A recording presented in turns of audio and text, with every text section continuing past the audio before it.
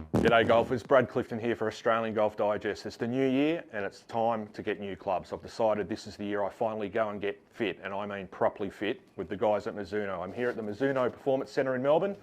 Let's go check it out.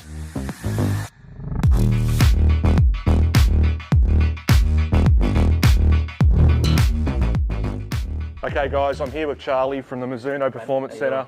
Great to have you, mate. I've heard a lot about this fitting system. Tell us, what am I in for today?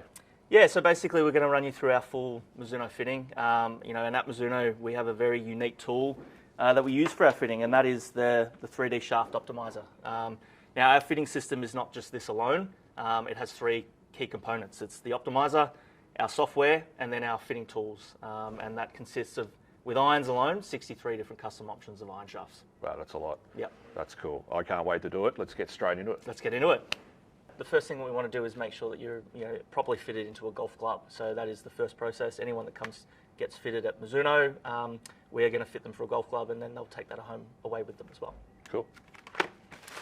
So through this process, I want you to pop that one on for me, and there's a few things that we look for here. So obviously we want to make sure that there's a snugness to the fit of the golf club, and making sure that we're not getting too long in the fingers or in the palm. So one of the things that we're going to look at here is that, if we get this section here, if you make a fist, and then this tab goes about halfway through, that means that by the time you kind of relax your hand and get this tab and pull it all the way across, it's going to be a better fit for you.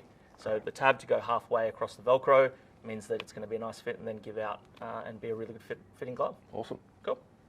All right, Brad, so to start things off, I just want you to jump in there, hit a few shots to loosen up. Only when you feel like you're loose and ready, let me know, and that's when we'll start the process. Fantastic.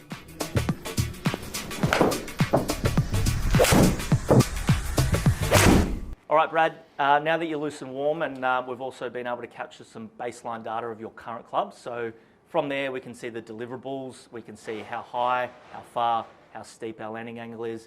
We can have a look at all of those parameters and make sure that when we're fitting you into something new, we're bettering what you're currently in. Can't wait. Cool. So what we're going to do now is move to the next step, and that is going to be hitting some shots with the Optimizer. This is the Mizuno 3D Shaft Optimizer, powered by Bluetooth as well. So that's going to get all of our beautiful data over to the iPad, which will then have a look at that. How cool is that? Cool. Awesome. So as you can see here, when I select left-handed, being standing on the side of the golf ball that you do, at Mizuno we don't discriminate, so we've got plenty of options for you here. Plenty of options. Plenty of options. I've never heard that before from any manufacturer. Plenty of options for left-handers. Yep. So essentially, out of the 8 offerings, we've got 6 here to choose from. So there's a lot. Fantastic. So when you came in, we had a bit of a discussion about what you'd like to see and look down at the golf club itself. So from that, we've put the Mizuno Pro S3 iron head on the Optimizer, and from there, we're going to select that going forward, and that'll bring up your SwingDNA. How good's that? So essentially, the SwingDNA is all of the data that's been captured through the 3D Shaft Optimizer. In that device there is a gyroscope, there's an accelerometer, and there is a strain gauge. So the accelerometer is picking up your clubhead speed, and all of these numbers here are an average of the 3 shots. So we're getting a really good sample size here. Great. So that unit of measurement is miles per hour. That's when you go and hit in TrackMan, that's what you're going to see. When we look at tempo going forward, you can see that there's some different numbers here. So that is our own ranking or rating system. Essentially, these numbers can range from a 1 all the way up to a 9. And I always say to everyone that comes in here, being high or low, neither good nor bad. Right. So the tempo is measured through the strain gauge. And what that is it's the measurement of how quick the change in direction is from the top of your backswing to the downward shift. Right. Essentially how hard you're pulling down. So a high number there would be a really quick, aggressive tempo. A low number would be a very smooth and deliberate tempo. You've come up at 5.67, so a little bit more than that kind of average. Right.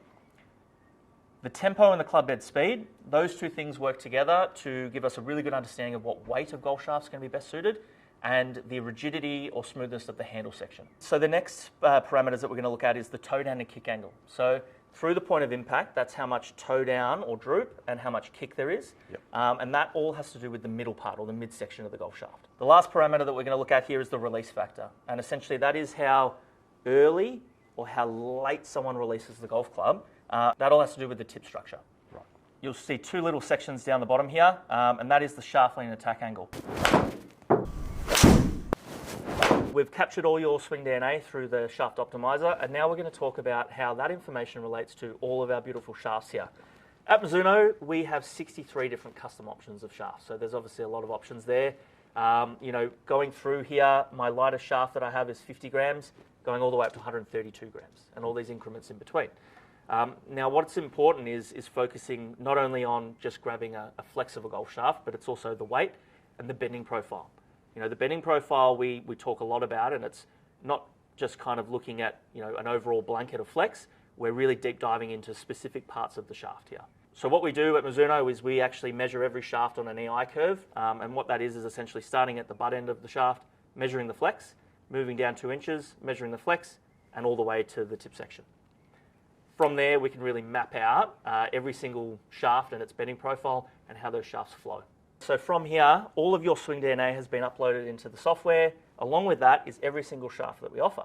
And essentially what happens from here is the software then will cross-match every single shaft that we offer with your specific SwingDNA and populate the best options. Right. Now, it's not as simple as just walking away with the number one option. What we're now going to do is pop those in, hit them, and look at the performance. Right.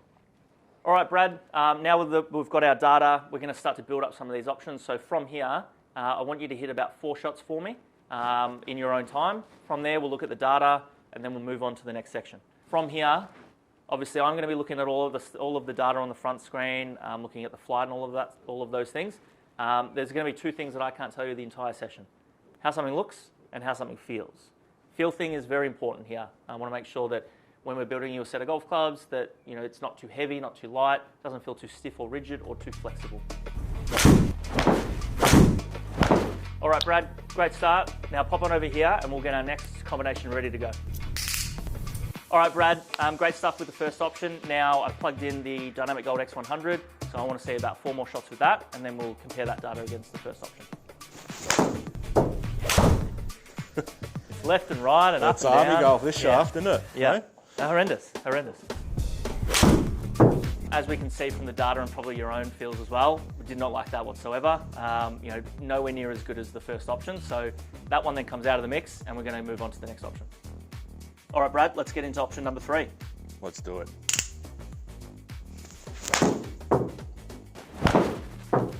So isn't that crazy? It's a miracle. So it's like, it's so far removed from that middle shaft, but it's again closer to C-Taper X. So it's like, it's that constant boardy feel, like stiffness kind of spread very evenly top to bottom, that you like in the way that you load the golf club.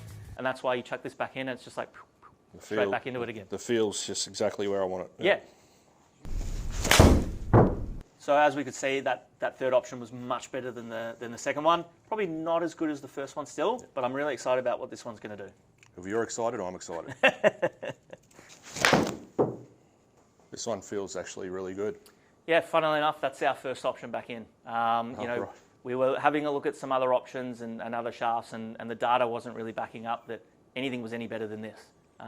Funnily enough, on our software here and the Shaft Optimiser SwingDNA, it came up as 5 out of 5, so it was our best option. There you go. Yeah. I'll take it.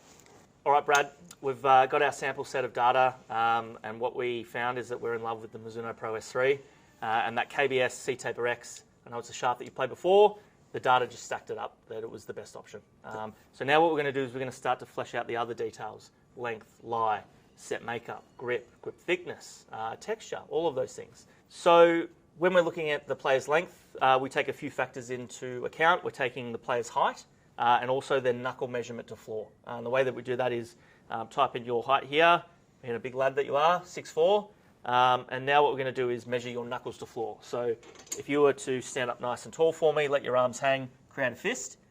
We'll make the measurement there of 35 inches. And when we populate that, it comes up at 1/2 inch over standard. That is the length that we had you hitting at the start. And off the discussion, it's something that you're playing already. Yep.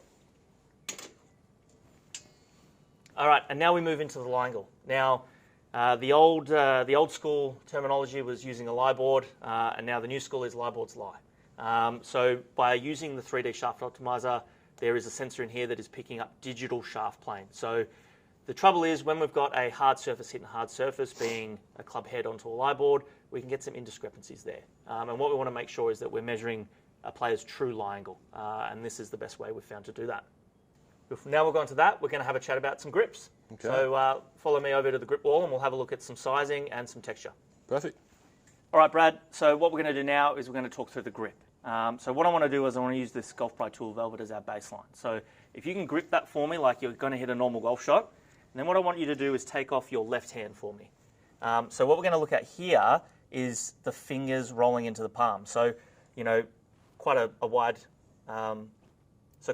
palm and long fingers. So what I want to make sure is that these fingers aren't digging in too much, which they are here. So what that tells me is we're going to go up a size. Now I'm going to give you the mid-size version. And once you grip that, we can see how these fingers just nestle in and a little bit more comfortable. Yep. All right, Brad, we've established that the thicker mid-size grip is a better shape and a better width for you. So now what we're going to do is have a look at these different textures and options. And I suppose one of the things is, you know, golfers are creatures of habit, so we may want to stick to a similar texture that we're already using. You know, is there anything here that stands out? I've used these ones prior. Yep. I think with my grip, very tight grip. Yep. Often perspirate like sweat too. I like having that feeling, that stickiness. Yep. That I'm not going to let go of the club. I do go at it hard. Yep. So whatever you'd recommend in that section? Yeah, so I think something like the multi-compound in the Golf Pride is really good. You know, you got some cord running in there, which is very good at getting rid of moisture. You know, this one here I quite like for you. It's the multi-compound +4, so it's a little bit thicker down the bottom hand. Give that a feel and see how that sits, and if that helps you get a little bit more soft in your grip pressure and not feel like you're strangling it as much, because it's something that we talked about a little bit earlier. I like that. Cool? Yep, love it. Beautiful. Having as many options as we do, Brad, this grip actually is available in the grey or the nice blue here. You know what? Give me the Mizuno blue. Love it. We've gone through our grip, which is the last piece of the puzzle, and now what we're going to do is talk about set makeup. And this is where we can really fine-tune all of the gapping, making sure that you've got all of the clubs that you need in your bag, and then work towards building out and fleshing out the rest of the set. So from here, we can see that the threshold of loft feature in the software here is going to allow us to show that you can go all the way up to a 4-iron in this set, and then we'd look to replace kind of the top end stuff with something a little bit different, maybe like a driving iron or something like that. Great. So Brad, now that we've just finished the irons, the Mizuno PFS software is not only just for irons. From here, we can actually move into a wood fitting, wedge fitting, even a ball fitting. How good's that? Yeah, very good. Through the whole bag. Yeah, exactly, all the way, top to bottom. So Brad, we've done our iron fit. Now when I go through to the summary, this is going to actually highlight everything that we have accomplished today. So we can see the Mizuno Pro S3, beautiful bold red left-handed here to make sure we're in the right dexterity. We've got our shaft here being the C-Taper 130X, half an inch longer than standard. We've got our beautiful multi-compound +4 mid-size in the Mizuno Blue. And then down here, we can see the whole set makeup. And what we can see in this little midsection here is actually we've got the golf ball recommendation. So based on the data that we've captured from the software, it's going to tell us what golf ball you should be using. Fantastic. And what I'm going to do is I'm going to get a sleeve of those so you can take those away and do some testing out on the course. Now that's service. Yeah. Well, Charlie, that was an awesome experience. I've got to say, going through all the options, the different options and the grips and the shafts, I've learned a lot today. It's good to know I haven't grown too much since my last fitting. But thanks so much for today, mate. And I've got to say, guys at home, if you haven't been fit for your clubs, make sure 2026 is the year you go and get fit. It's so important. It's so important to hit the right clubs. So, Charlie, for those at home, how can they come in here to the Mizuno Performance Centre? Yeah, perfect. So you can jump online into our website, mizuno.com.au. From there, you'll see the golf tab. Go down to the Performance Fitting Centre. You'll see a screen populated like this. From there, you can book in any time and date that suits your needs. Well, there you go, guys. Make sure you go check it out. Brad, before you go, I just want to make sure that you leave with the Mizuno golf balls that you fitted into. That's the Mizuno Pro S. So next time you go out, give them a whirl and see how they go. You guys think of everything. Pleasure.